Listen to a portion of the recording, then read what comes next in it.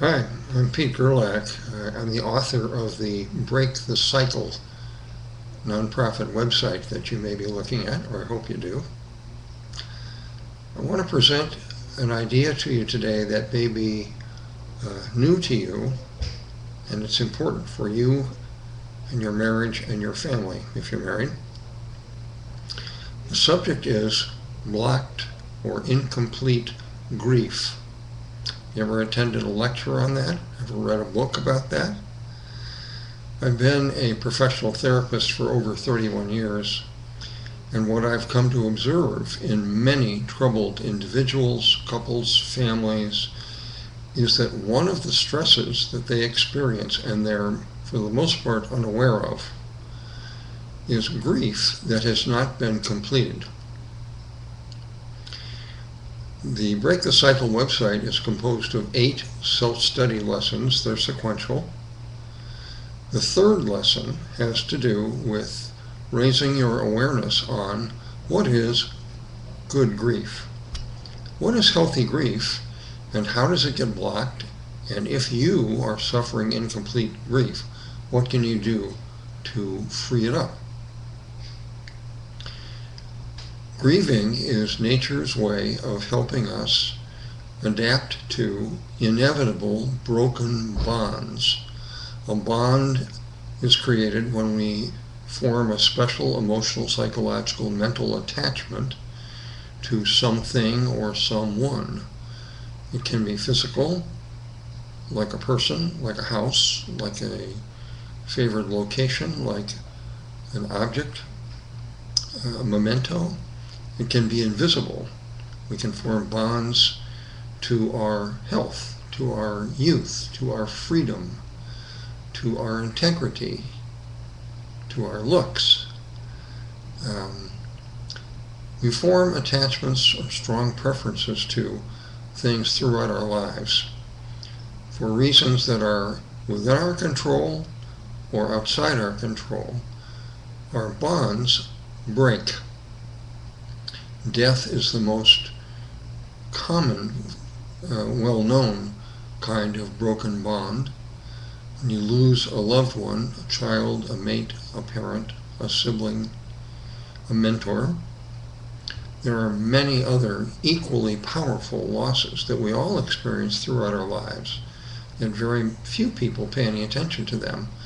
Our culture tends to demean and minimize losing and healthy grief. How can you tell if you have incomplete grief? The symptoms are similar to depression. One major symptom is chronic sadness. Another major symptom is chronic anger. Rageaholics often are suffering from incomplete or stuck grief. Another physical symptom that's pronounced in the American culture, perhaps elsewhere, is obesity. Many people feel, human service professionals feel, that people who are suffering grief and who lack permission to grieve in a healthy way comfort themselves by eating certain foods high in fat, carbohydrates, comfort foods. Obesity can be a sign, it's not proof, but it can be a sign that you may be suffering from incomplete grief of some major important loss earlier in your life. So depression, grief, chronic sadness, chronic anger, apathy, indifference, and not feeling interested in life, not knowing what you want to do, or not much caring about your life. Sometimes suicide is a symptom of unfinished grief and some other things.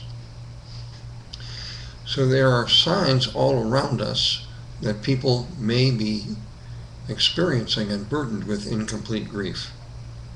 Lesson 3 gives you more detail on how to determine if perhaps you or someone you care about, including children, are blocked in grieving important losses. If you conclude that you are blocked or someone you care about, what can be done? The good news is you can free up and complete healthy 3-level grieving. By 3-level, I mean mental, psychological, and for some people, spiritual. Grieving has 3 levels. Each level has several different phases. If you have blocked grief or incomplete grief, the very first step to take is study lesson 1 in this website, which costs nothing. It's free education based on 31 years of research and clinical experience. Free your true self to guide you. If a false self guides you, it's much more likely that you will have trouble completing healthy grief and moving on with your life. So, study lesson 1, learn to free your true self. The second thing you need to free up stuck grief is to learn about grieving. Our society doesn't teach us much about this, neither do our ancestors. Lesson 3 provides some fundamental information about bonding, losses, and grieving, the 3 levels and the phases of normal grief. So learn about healthy grief. One of the things you'll learn in this lesson is that a requisite for healthy grief can be called permissions. There are 2 kinds of permissions we all need in order to grieve well. The first starts within our skin. We need to have permission to go through the 3 levels of grief and reach the stage at the end of each level, which is called acceptance. If we are raised in a family, a low nurturance family, where the people that raise us are uncomfortable with strong emotions or with grief, they themselves don't know how to grieve, they don't tolerate kids who need to grieve, they don't guide kids and support kids who need to grieve, you may inherit an anti-grieving policy, so to speak. That means you grow up with some values that say, I must keep a happy face, even if I'm dying inside. Baloney. That's unhealthy. I can't burden other people with my pain. Baloney. Not true. Other people can take care of themselves as to how much pain they're willing to share with you. I can't talk about my unhappiness. Baloney. You have to talk about your pain and your losses over and over again until your story is told. So, you may have inherited an anti-grief policy from your childhood. If so, the thing to do is to find out, what is your policy about grieving? Lesson 3 shows you how to do that. If you have an anti-grief policy, you can intentionally change it. You can adopt some new, healthier values about grieving. It's okay to cry. It's okay to get angry and feel outrage, even at God, if you sustain a major loss that doesn't make sense at first. It's okay and healthy to grieve. It's okay to be around people who permit you to and encourage you to grieve. That's the second type of permission that we all need. We need to be among healthy people who accept that grieving is a normal part of healthy life and who encourage us and patiently support us as we grieve. If you're in a family, it's useful to check out, what is your family's grief permission, your grief policy? Every family has a policy about grieving. Usually it's unspoken. It has to do with, is grieving healthy? Do we support people who grieve? How do we support them? When do we support them? How do we know when people need support? So check out your family's grieving policy, especially if you are a parent, or you may be. What are you teaching your children about healthy grieving? Are you giving them a pro-grief, supportive grief environment? They're depending on you to do that.